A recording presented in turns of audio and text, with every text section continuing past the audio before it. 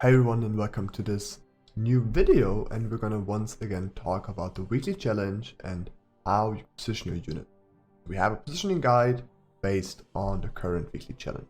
Alright, let's go. First of all, what do we want to identify? Well, we have to check out the wave. We have wave 12, which is Pierce Swift. So it's best for us to have Pierce damage, and it's best for us to have fortified armor. Those are the best units type-wise.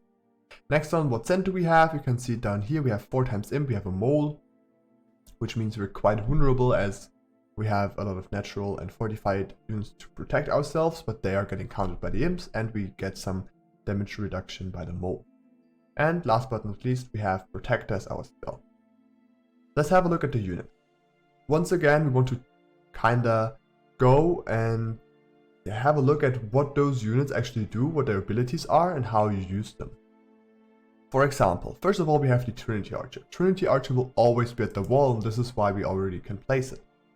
You should have your Trinity Archer at the wall because it does deal 5 different attacks. And the more target it does have in range, the more those attacks are getting sprayed.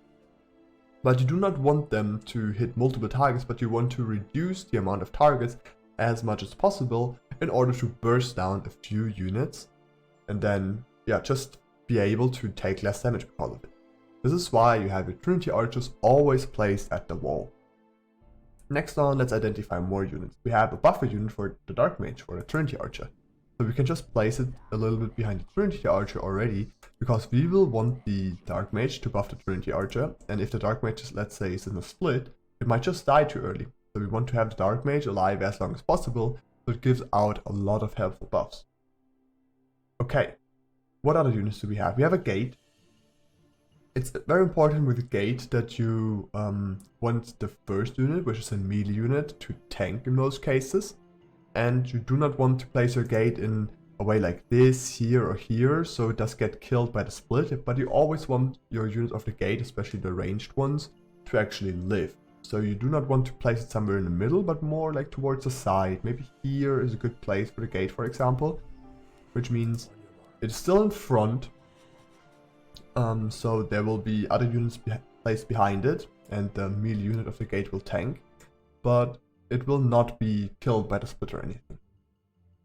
We have a canopy.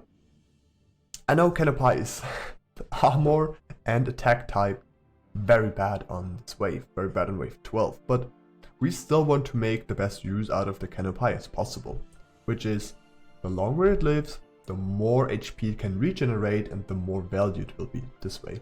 And this is why we're going to place the canopy next to the wall as well. So we can already see we have quite some units. And all of those units we have here could be in the DPS category, right? We have the Archer, which is definitely a DPS unit. We have the Gate, which is a little bit of a mixture. It can be a carry unit if you keep it alive. It can be a DPS because of the ranged summons, but it does also have some tanks, so it's actually perfectly fitting here as well. And then we have the canopy. We want it at the strong side for sure to just gain as much HP as possible, as explained. Now we see some more units in our row left over. And one thing that I see is the Eternal Wanderer. Wanderers, same as the latest unit, the Slime, is perfect for splitting. Why is that the case? If you place a Wanderer in the split, right, the wave arrives, the unit will die, bam, dead. Wave starts to go over to the main side, but then it revives again, and the wave will just see that this is the closest target again, and then go back, turn around a little bit. This is why often you see Wanderers in a split. We will have a split with Wanderers, a little bit of an upper split. As you can see here, we want an upper split, so less targets are going to the left side, so the Archer does have less targets to attack, which means more damage on the ones that are still left over. We're gonna have 2 Wanderers here. We will have an Antler maybe here to just increase the tank value. We will actually get double down on the Antlers here, put some more units here. It's not too much of a deal now, because we just place some tanks down. The Devilfish obviously isn't a good unit.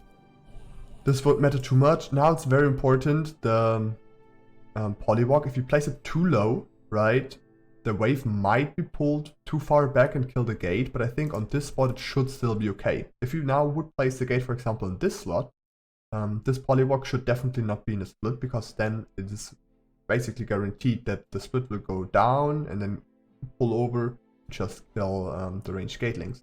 So the closer the gate is to the wall, the more you're allowed to go for range split. Okay, we just have one open thing to discuss, which is the protector. And often I see people go protect on the gate. And I want to tell you why this is a no-go. You never put a protector on the gate. Why is that the case? What does a protector do? It gives you 700 HP on the unit you place it on. Plus, as long as this unit is alive, all nearby allies, the range is so big, it's basically the whole wave, is regenerating 1% mythic health per second. Which means, well, we have the regeneration. This will just be on a unit where you want to have it alive as long as possible. So a ranged unit or a gate that is not moving would be natural go-tos. But you also want to make use of the 700 HP, obviously. And what is important about gate is, where's the ability? Here. Every time it summons a unit, it loses 20% max HP, which means if you increase the max HP, it still will take 20% damage. So on a gate, you do not use those 700 bonus HP at all, which means we want to use them. So we can either now choose a ranged unit, the ones that are left over is either the Trinity Archer or the Dark Mage. In this case, obviously we want to use it on a Trinity Archer because it's the more powerful unit. Or we decide to go for an Enter, for example, to make more use out of those 700 HP, because natural armor is quite good on this wave, but we accept that it might die quite early.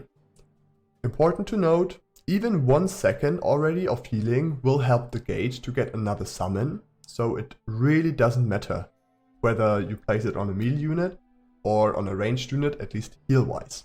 In this case, we're deciding for the Archer because we have healing for the longest time of the wave, plus we do buff a quite aggressive and good unit for the wave.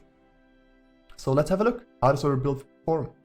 Once again, keep in mind, this is just a positioning guide to show you what thoughts you're gonna make yourself about positioning your units and how you use them properly. This is not an attempt to beat the highest score or the weekly challenge.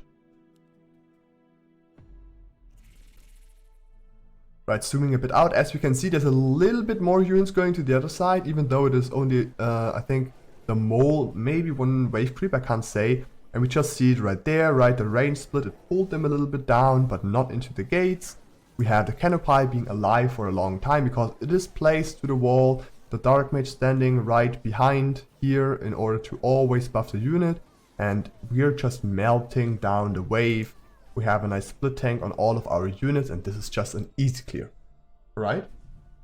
I hope you liked the video. I hope you were able to follow me through this. I think the most important parts is Trinity Archer to the wall and upper split to get less targets on that side. Never use Protector or Titan on the gate. And make use out of units as much as possible. For example, you want to keep the canopy alive to get more value out of it. I hope you enjoyed it. Have a good one. Bye bye.